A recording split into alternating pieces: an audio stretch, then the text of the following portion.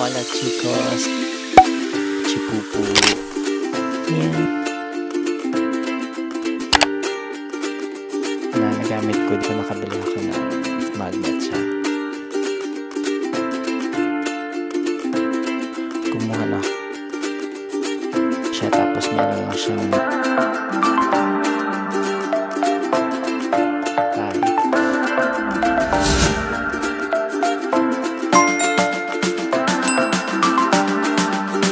Hola chicos, this is Ruru and welcome to another vlog. So today I will be sharing the things I got during my Europe trip. I got the chance to travel with my friends during the holidays, itong Christmas and New Year. So we went to Barcelona, Munich, Lisbon, Paris, Austria, and our last stop is Madrid. So I'm currently in Madrid, and yeah, we'll be staying here for good. So yeah, I'll do a quick video lang with the things I got during the whole trip. So let's start. Yung unang stop namin is Barcelona. In Barcelona, nakasama ka dun si Amy. Most everyday nandun kami sa Plaza Catalunya at saka Passeig de Gracia. So, yung mga nabili namin is iba. But basically, ito siya. I'll show it to you. I'll start with the cute stuff. Oh, by the way, yung papunta pala namin dito from Sydney, meron kaming stopover sa Korea. So, meron din tayong nabili doon. I just want to share. Ito, I got the Tambourines perfume.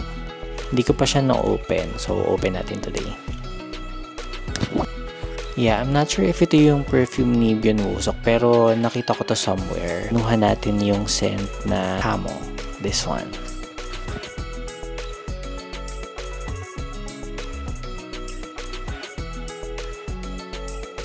It's a perfume bomb.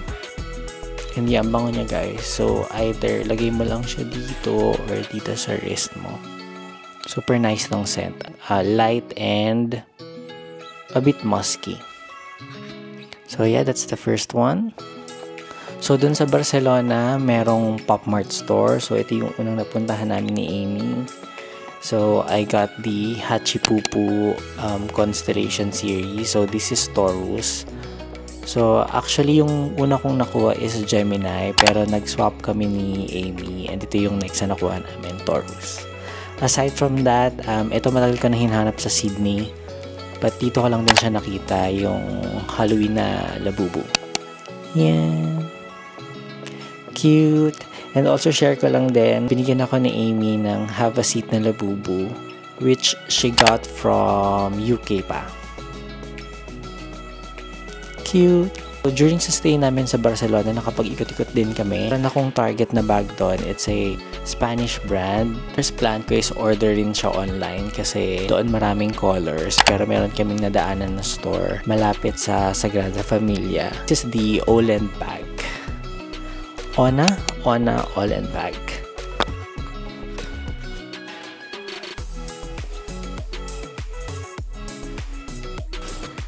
Super nice siya, guys. So, pwede siyang crossbody, pwede rin siyang backpack. Ang dami rin niyang nalalaman. So, para siyang puffer bag. Ayan, nakasabit din yung mga iba kong Pop Mart at saka yung aking Bath & Body Works sanitizer. This is really good. Aside from that, dumaan din kami sa Bershka, and dito medyo madami ako nabili. I got this sweater, gray sweater. So, this is a crop sweater na nagamit ko sa buong trip. Super nice niya, guys, kasi mainit siya. So, dun sa mga malalamig na countries na pinuntahan namin, lagi ko siyang suot. From Primark, nakakuha ko ng red cardigan kasi plano namin mag-red sana during Christmas. Nakabili rin ako ng white puffer jacket dun sa Bershka. This one na nagamit ko din during the trip. In fairness, mainit siya. Sweatpants. This is a maroon sweatpants from Bershka as well. Nice. And oh, one more thing. After Barcelona pala, nagpunta rin kami sa Girona. So sa Girona, naghahanap ako ng nice na scarf. And nadaan kami sa Allihop. At nakabili ako ng scarf. Not sure if this is like periwinkle or blue or violet. I don't know. But yeah, super nice niya. I think yun yung mga nabili natin sa Barcelona. Next stop natin is Munich. So sa Munich, wala akong masyadong na-shop. Yeah, so sa Munich, meron doon Haribo store. So bumili ako ng ref magnet. Cute niya. So para siyang gummy bear. Pero ref magnet siya. That one. Oh, aside from that, nakabili rin pala ako ng North Face na puffer jacket. Wait, kunin ko lang. This one, brown North Face puffer jacket.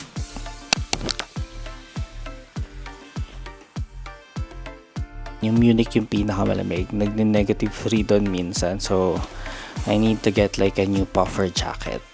And yung North Face, kilala naman siya as one of the best brand pagdating sa mga panlamig. So, I got the brown puffer jacket. This is around siguro mga 270 euros. Yep. Okay. May ang tambak. May isa pa pala. This is a hoodie from Bershka as well. Nabili namin sa Barcelona.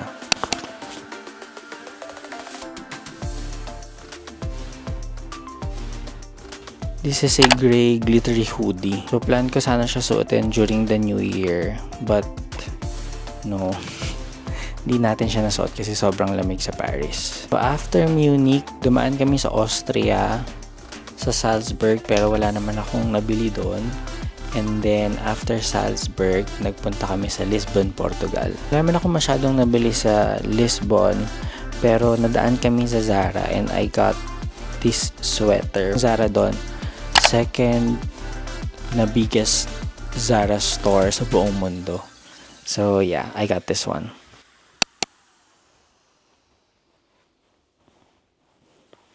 Nice yung color niya guys at saka medyo mainit din siya.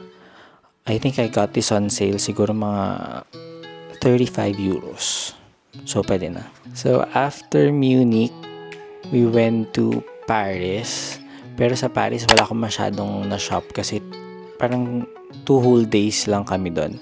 Meron akong nabili, funny, yung toothpaste lang, yung Marvis toothpaste. Wait lang, check ko kung nandito. I got this Marvis toothpaste. This is a classic strong mint. Matagal ko nang gustong bumili nito but super expensive niya sa Sydney. Pero dito nakakita kami around 7 or 8 euros sa isang pharmacy. So, kumuha na ako ng isa to try it. Okay, so after Paris, yeah, we went to Lisbon. Sa Lisbon, tama. Ito yung nabili natin sa Zara. After Lisbon, we went to our last stop is Madrid. So sa Madrid, medyo madami tayong napamili kasi birthday ko din. So you know, self-love. Medyo napashop tayo ng slight. So pagdating namin ng Madrid, we went to the APC store. Kasi dito sa Spain, ito lang yung nag-iisang APC store. And surprisingly, and fortunately, maraming nakasale. So, nakabili rin tayo ng some stuff. So, unahin na natin ito. I got a tote bag. This is the APC Dayan tote bag. Matagal ko na rin tong hinahanap kasi sa Sydney, sobrang limited lang yung mga stocks.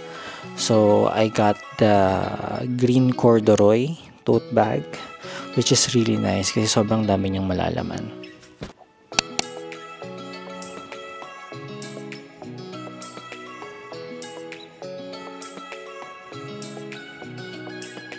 Yan, ang laki niya guys. Kasha laptop at kung ano-ano pa. Aside from that, I got myself din a shirt. And so, meron doon black shirt. Simple lang naman siya. So, I got this for a discounted price. Yung original price niya is 130 euros. Here,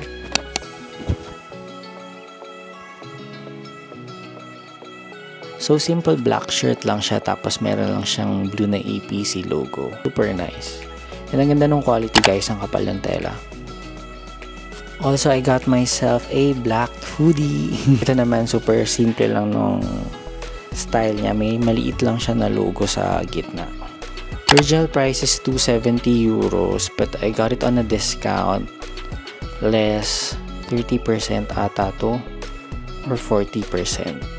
Yeah, so good deal na din. Boxy fit siya na black hoodie.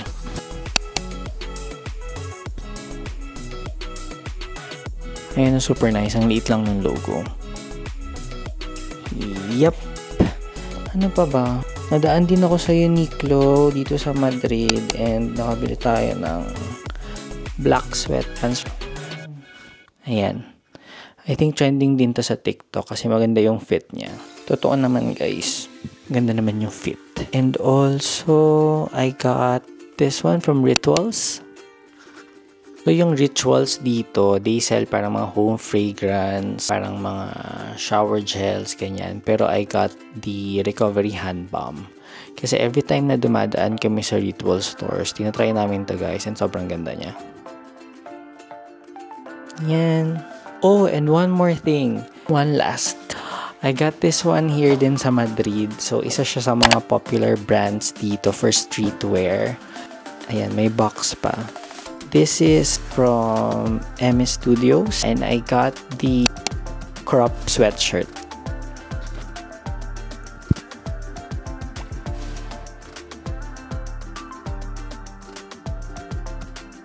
Super ganda niya guys, ang kapal niya. So perfect din siya sa mga cold weather. Kailangan lang natin ng thermals sa loob. Pero yeah, excited na ako na gamitin siya. I think yun na yun guys. Ang hirap palang gumawa ng ganitong video kasi ang kalat. Pero, yeah, sige. Pwede na yan. So, that's it for today, guys. So, ito muna yung upload ko and then I'll upload na lang yung mga travel vlogs after. I'll try to upload more videos since marami tayong pwedeng maikutan dito sa Madrid. And, yeah, I'll see you on the next one. Bye!